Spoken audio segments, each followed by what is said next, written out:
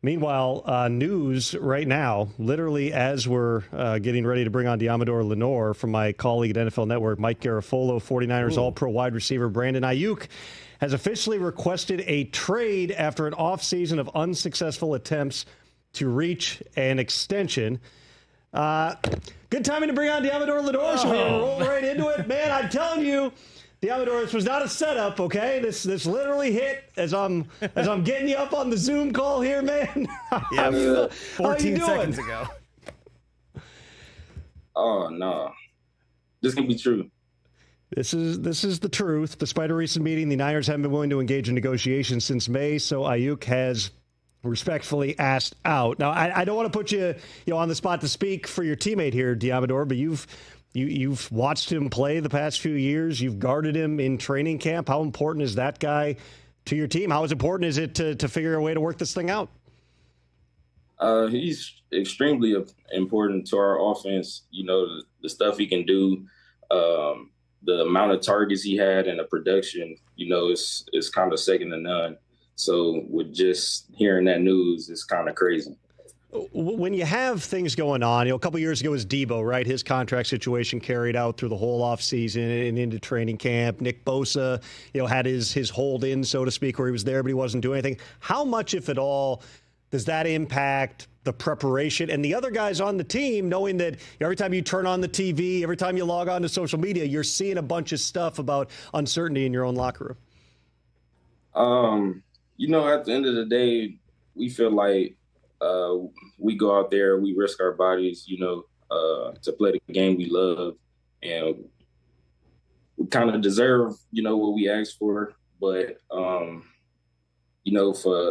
Aiyuk, he's a big part of this team. One of the reasons why we even made it this far to the Super Bowl, without his contribution, to the team, he mean a lot to us. So I know I'm banging on it, getting the job done. We was 2 for 2 with Debo and Bosa. So I feel like it's going to be some type of agreement that comes soon. Well, at some point, too, they got to save money to pay the Deommodore Lenoirs of the world. You're coming up on a pretty big season for yourself here, right? Oh, yeah. Yes, sir. I'm just putting it all in God's hands. I'm just go out there and give it 110% like I always do. All right, so setting aside for a moment the Brandon Aiyuk news, him requesting a trade officially from the 49ers, as reported a few minutes ago by Mike Garafolo. There's a long history, Deommodore, of the team that goes deep in the playoffs, specifically the team that loses in the Super Bowl. And history would suggest it's hard. You lose all that rest time in the offseason. You have that near miss hanging over you mentally, physically, emotionally. How would you describe just the offseason for the 49ers, on the field and off the field, the vibe surrounding this team as you get ready to come back for camp? We always been close, even after the Eagles loss in the NFC, it just brings us tighter, and we was able to get, another step further. We didn't come with the job. I mean, we didn't finish away with the win, but I feel like this year, we got to get that taste out of our mouths. How do you do it? It's easy to say, you want to take that next step. How do they fix it? You're there. You have the game. It's not as if, there is luck involved. There's bad bounces. There's a single play that can define the season. How do you, in your mind, how does this team, again, muster that sort of intestinal fortitude to come back and finish the job this time?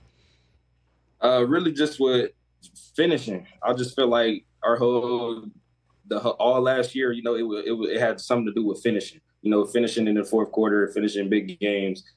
I just feel like that's what we got to preach this year, just finishing, because we got the pieces in the locker room, and we got the players that's willing to do it, and we got the coaches that's willing to call the right plays. We just got to finish.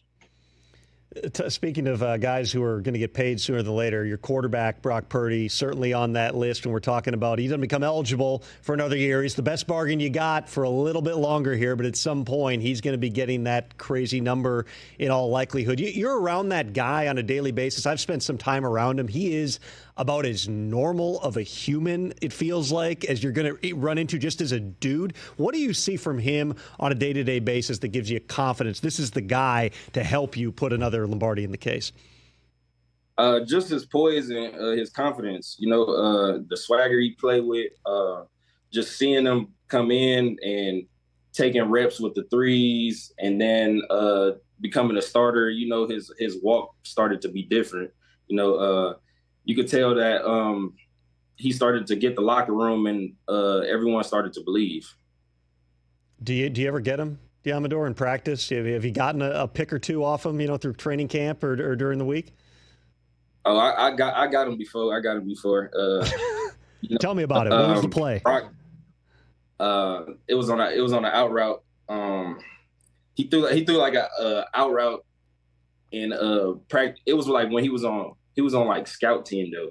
He was this when he was taking reps with the threes, and he threw an out route. I want to say to Willie Snead, and we was like kind of in the goal line, and it was a pick six though.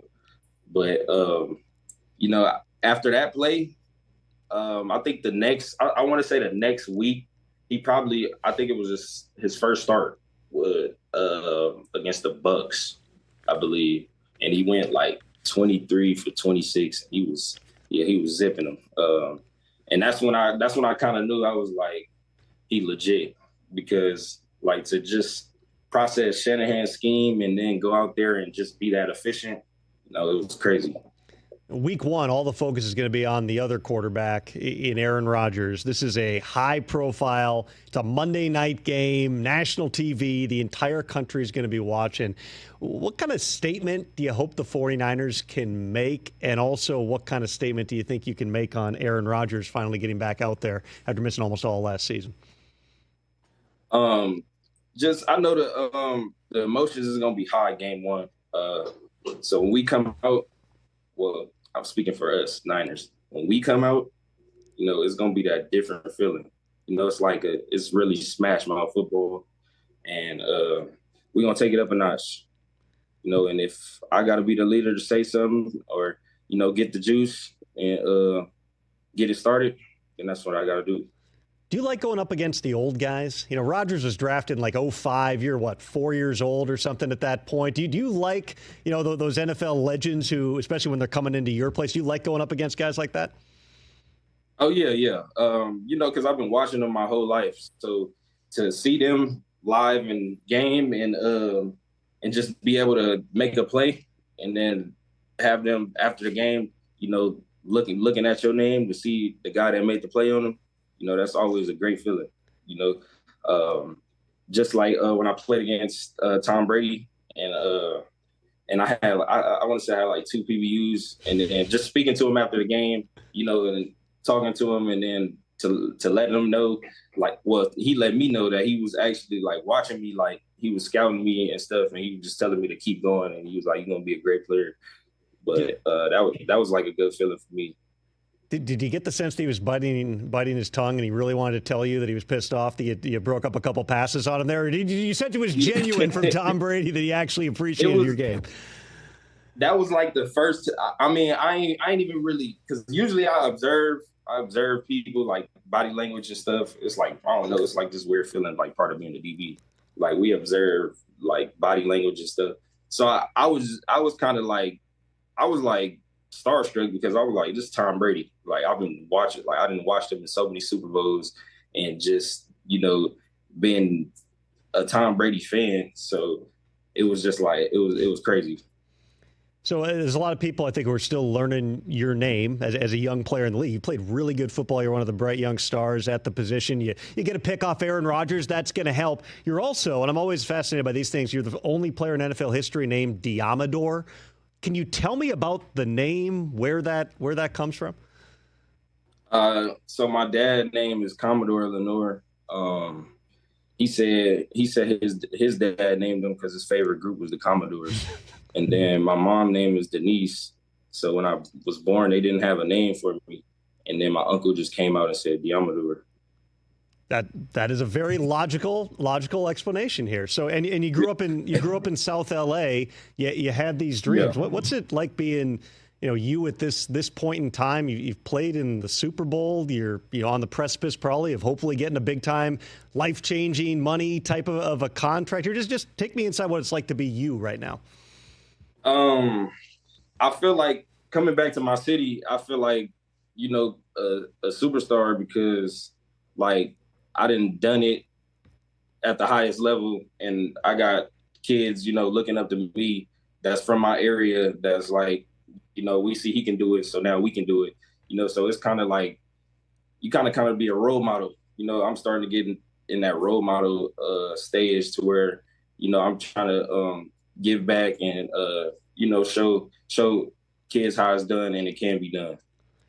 Well, I want to let you go here in a minute, Deommodore, because I'm guessing there's a player on your team you might want to give a call and try to figure out what in the world's going on. But if you can't get a hold of Brandon, if his phone's jammed up, do you want to just give me the pitch to Brandon here about how much you want him back?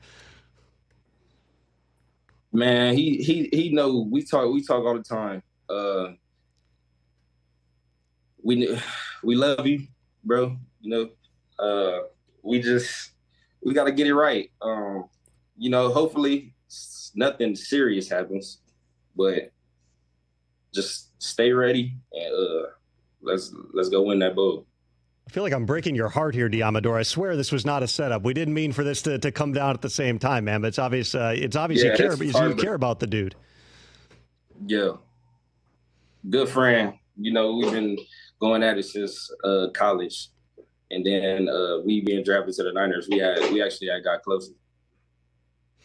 Well, best of luck. Hopefully everything works out. Call Brandon right now. Sort the thing out. If you get him back on board by the end of the show, we're on for another hour and 45. Call us back and say, all is well. I've resolved it. I got him and Lynch together and everything's fine. All right, I got you. Appreciate you, Deommodore. That is Deommodore Lenoir, San Francisco 49ers. That was, hey, I really, listen, I appreciate, we have a lot of guests on this show. Yes. I appreciate him giving, it's obvious how emotional he is about it here, but I appreciate him, giving us. Mike literally tweeted it out as we were welcoming in. I was buying time. I was tap dancing there at the top of the segment because I was making sure that his Zoom was up and running. Right. And then literally as I'm about to bring him in, I see that tweet. But I sincerely appreciate that he gave us a real answer. Listen, this is an important guy to the 49ers. Catch the Rich Eisen Show every single day on the Roku channel, 12 to 3 Eastern, for free.